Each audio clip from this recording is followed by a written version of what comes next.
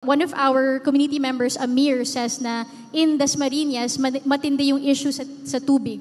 Unlike Imus and Bacoor, prime water ng mga Villar ang humahawak sa water district namin. We've had this problem since 2013 or 2014 and it still persists up to this day.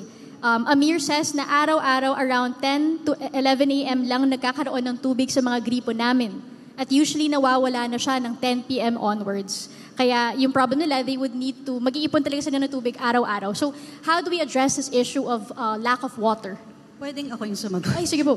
Hindi po ako kandidato. But I think isang primary confusion ng mga tao that because it's water supply, I live in a locality, tatanungin ko yung local officials ko. But the reason Prime Water and other like mga Maynilad and Ayala get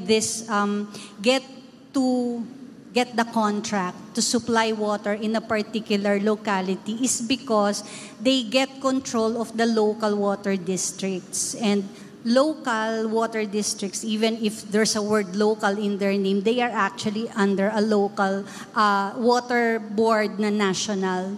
So, there's a board in every local water district. They vote kung kanino nila ibebenta yung prangkisa. At doon nakukuha yan ng mga the likes of Prime Water. And then, I guess, ito yung one of the areas of governance where it's really important that the residents tell their mayors or local officials na we don't want that, wag niyo ibebenta yung board seats or wag natin ibebenta sa private or singilin mo yung private concessionaire. So, yun lang, parang sana meet the local officials halfway kasi like, you know, so paano nila habulin ang private businessman na binigyan ng national body ng power over a basic commodity like that.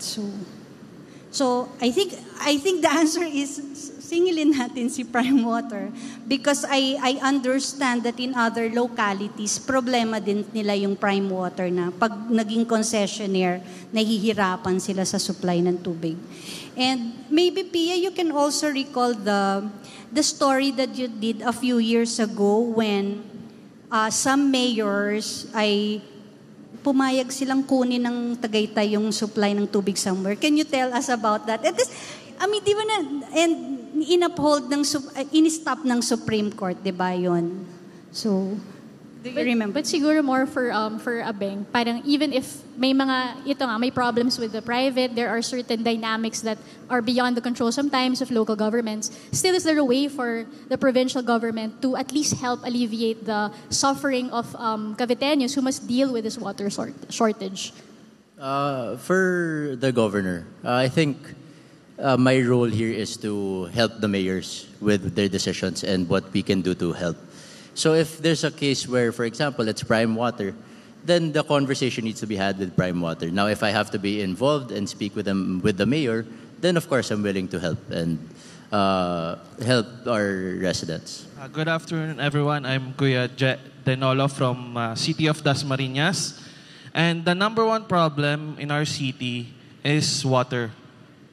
Kasi 5 years ago, City of Dasmariñas entered a joint venture with Prime Water of the Villars. And naging major problem siya until now dahil yung pagmamanage ng Prime Water, they call it crime water, sorry. Kasi may minimum na binabayad sa Prime Water pero walang tumutulo. And one of the problems is yung joint venture na yon is hindi naging maganda for the Paliparan 3. Yung kaninang barangay na nabanggit, yung Sitio Pintong Gubat, and the vast majority of Dasmariñas. Kasi before wala namang problem sa Dasma ang tubig. Malakas yung tulo. Pero because nagkaroon ng private-public partnership, doon nagsimula yung problem sa tubig namin. So yung sagot ko doon is, we should look after the contract. Tingnan natin kung naging beneficial to sa constituents ng Dasma. Tapos, if we could amend, no, sa council, sa LGU, kung pwedeng baguhin yung contract. Kasi 25 years ang contract ng Prime Water with Dasmariñas Water District. 25 years. So matagal na panahon yun. Yung 5 years na yun, marami nang nangyari na mali. Kasi ang nangyari is, yung sustenance ng water is through ration. Kumbaga rinarasyon na lang. Pero yung tulo sa tubig, sa gripo, wala. So yun yung pwede natin gawin as a aspiring candidate of Dasmariñas na city councilor. We should look into that contract.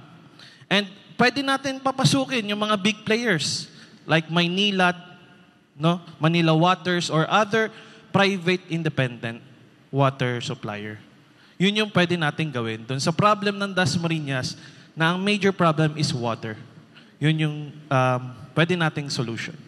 Jed, can I ask you to promise something?